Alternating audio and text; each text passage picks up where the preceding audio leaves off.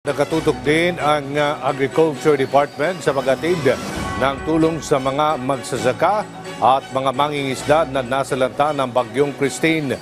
Ito ay sa harap na rin ng paglobo ng alaga ng pinsala sa sektor ng agrikultura na umabot na sa higit 80 milyon piso, kung saan higit 2,800 na mga magsasaka ang naapektuhan.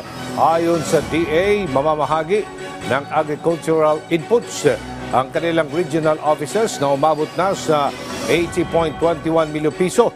May 25,000 pesos din na laga ng loan sa ilalim ng Survival and Recovery Loan Program na maaring bayaran sa loob ng 3 taon ng zero interest. May makukuha din na tulong ang mga magsasaka sa ilalim ng Philippine Crop Insurance Corporation.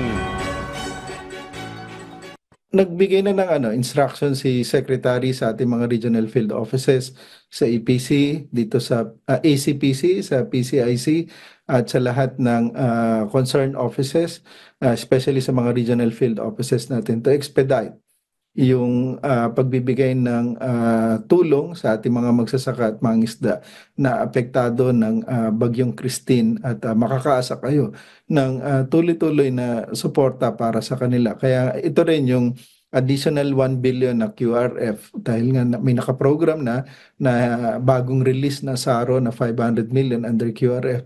Ngayon ay nagre-request pa ng additional 1 billion para masigurado na tuloy-tuloy yung rehabilitasyon doon sa mga lugar na napinsala.